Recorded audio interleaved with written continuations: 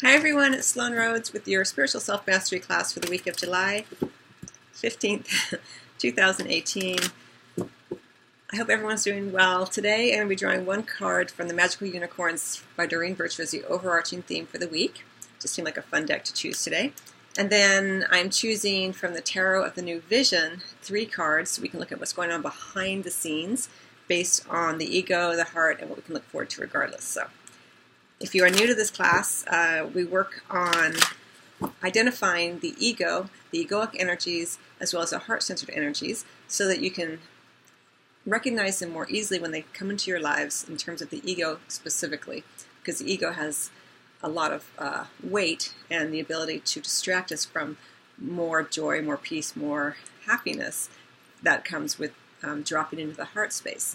And if you are alive on the planet, in the human form, you have an ego and you have experienced how painful and distracting and worrisome those energies can be.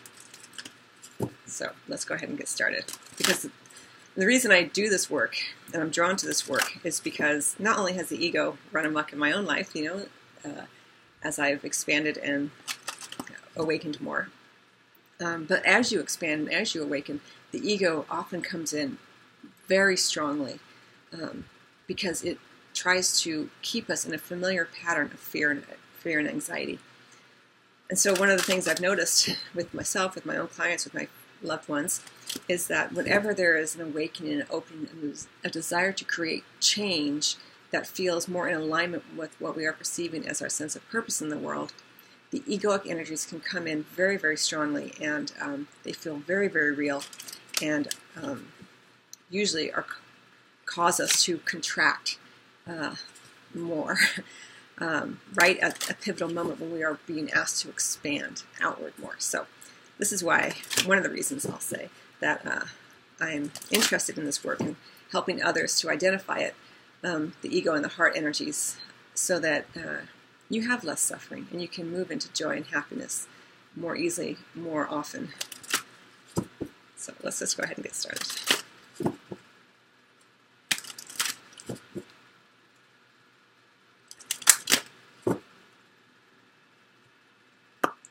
Okay, here we go. Finish what you've started. You've started something important, and now it's time to complete it. There is quite a bit of energy right now around this idea of wrapping up, addressing things that have been in the past. We are going into a retrograde period with Mercury, and addressing what was in the past and having it, being able to finish it, to end it in some form. Finish what you've started. You've started something important, and now it's time to complete it. Let's go ahead and get some additional cards. I'm only going to get upright in this deck. I feel like in some ways it may have been something that was ended prematurely, because I'm really drawn to the sort of juvenile essence of this unicorn. It's not necessarily a child, and it's not necessarily an adult in the way I'm feeling about it. It's more like it's in that kind of teenage state. So it may have been something that never really got a chance to get started, and now you're able to address it and move on from it or end it, depending on transition out of it into something else here. So it may be something that returns during this week, or something that's just been lingering in kind of this in-between world kind of thing, and you're able to. This week there's a big push on, again, transition, endings, this kind of thing. Let's get some additional cards. So the ego may try to distract us with what?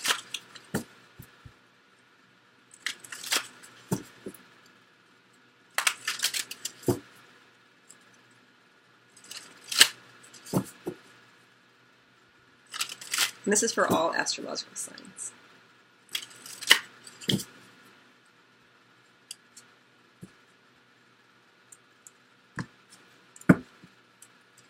Okay, so the Emperor. The heart asks that we explore further the Seven of Cups. What we can look forward to regardless is the Queen of Wands. We have the Nine of Pentacles under the deck. Again, in this deck, they're looking at what's going on behind the scenes. So here we have review her back. This is under the deck. All right, so the ego may try to distract us with the Emperor energy.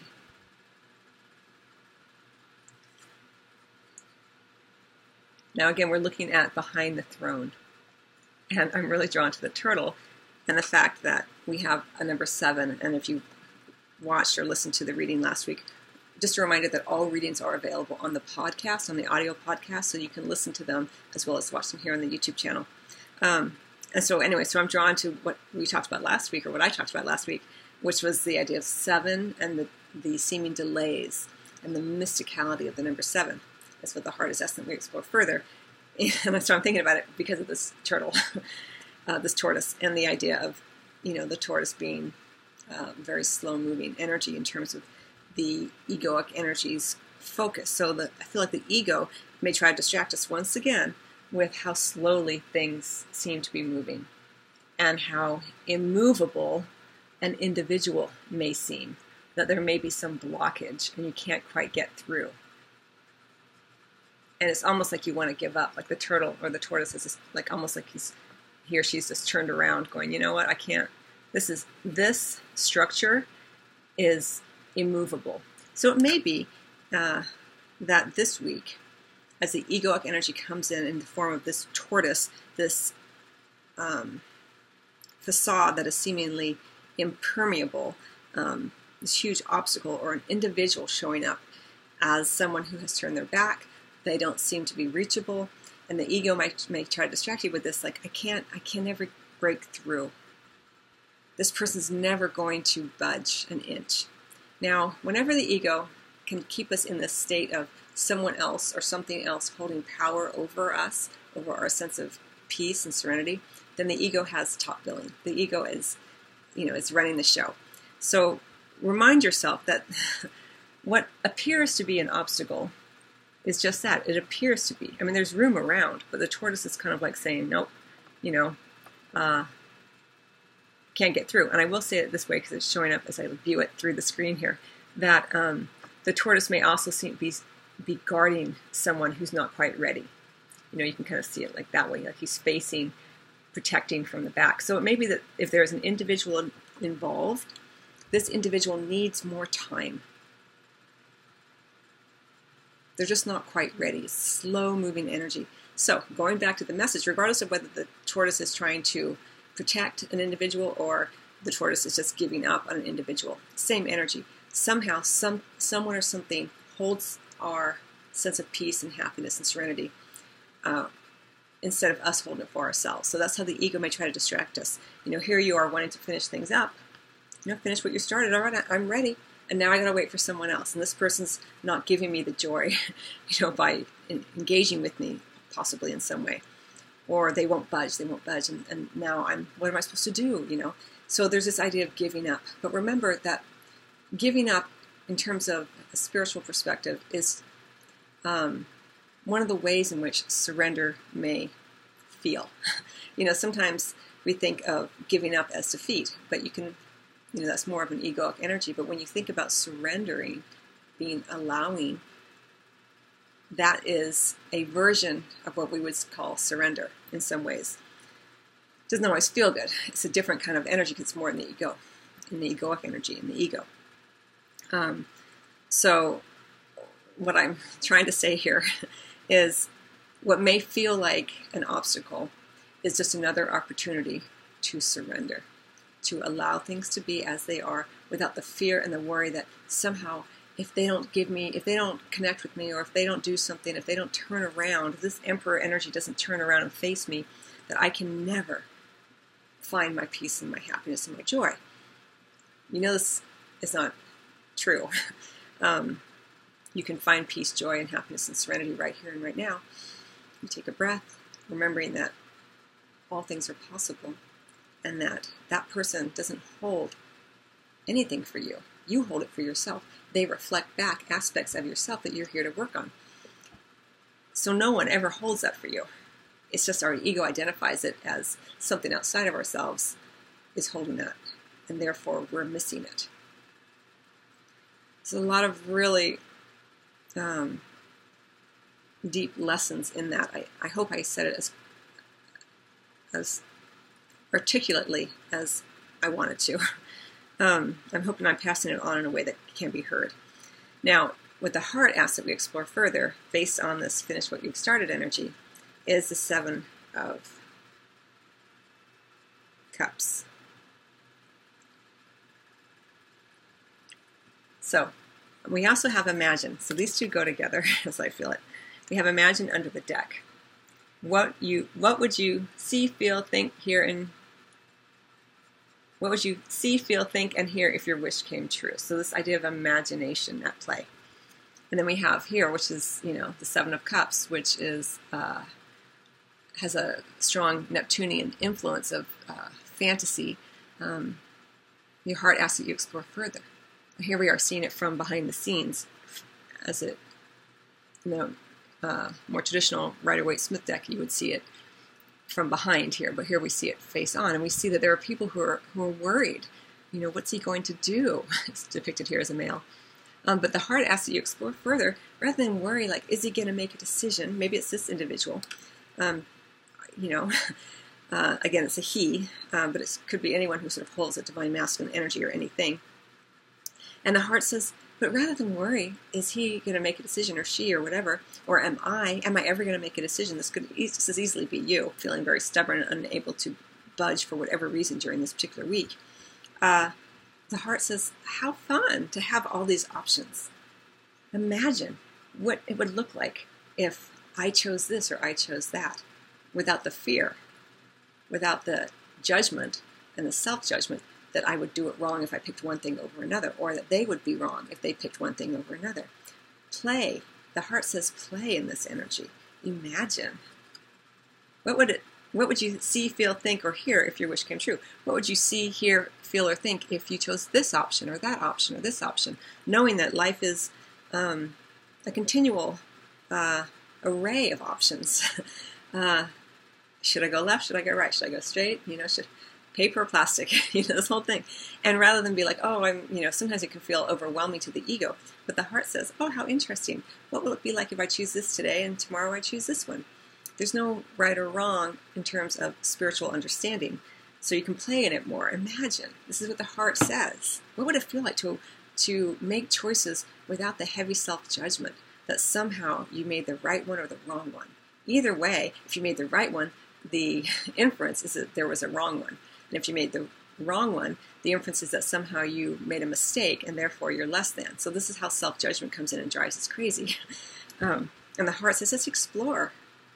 You'll make a decision, or they'll make a decision at the exact right time. So in the meantime, play in the fantasy and the joy of imagination of what life can be like, depending upon whatever choice you make. Finish what you started is the overarching theme. And if something's meant to be finished and done with, it will be. But it has to happen in a way that's organic. You can't be pushed too hard.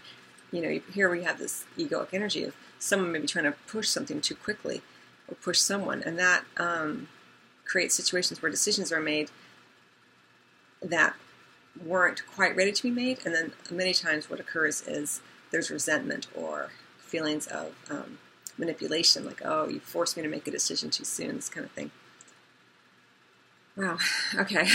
So then the what we can look forward to or expect regardless is the Queen of Wands.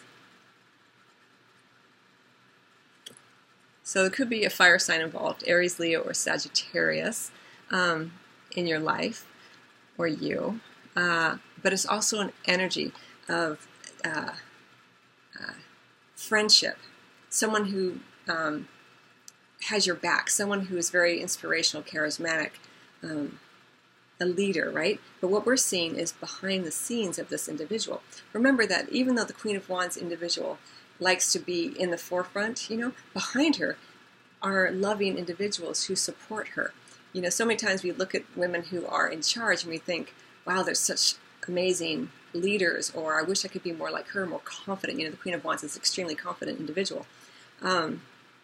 Knows herself, knows others, knows that she's supported, knows that she's meant to be in the light, right?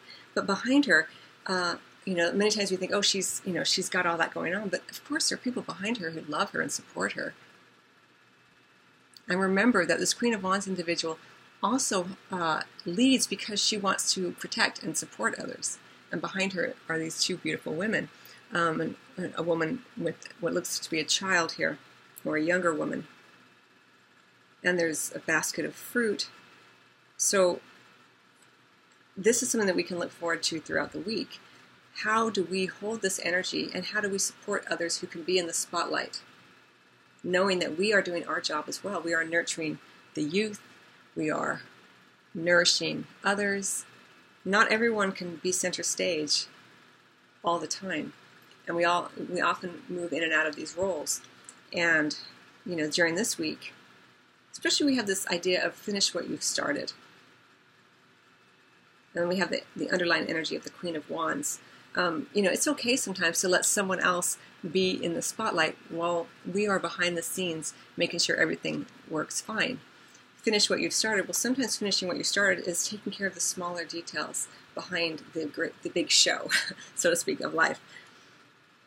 And this is a thread that runs throughout the week. It's not like an outcome card necessarily. It's just kind of what we can expect throughout the week. We do have the 9 of Pentacles under the deck. We have another 9 under that, the 9 of Cups. 2 9s for me always do refer to issues from the past, which is really interesting because we have finished what you started, and this idea of the return here, something coming back that maybe never quite had a chance to get off the ground. And maybe it's because what was going on wasn't supported enough, in the background. Maybe the reason it wasn't finished initially was there just wasn't enough support for it. So this is something to think about. But anyway, so the 9 of Pentacles, lovely energy of abundance, independence, returns, early returns. It is under the deck. I feel like it's less about early returns, though, in this case, because there may have been quite a wait here.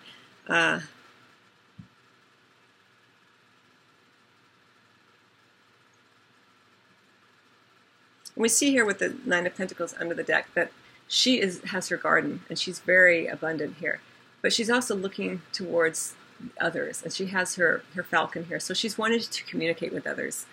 And even though she's an individual who is very self-sufficient, there is a desire to reach out to the group here. To finish, possibly, something that wasn't quite ready to be finished.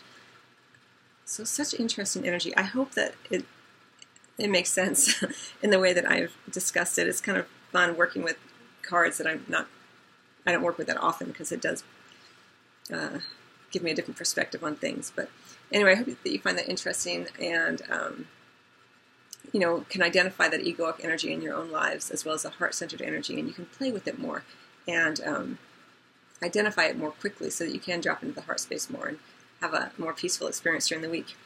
So I will see you next week, or maybe at your private tarot or Reiki appointment, or I do have the Sloan Academy online courses and the subscription service for the Life Purpose videos that I put up there. There's a free 30-day trial.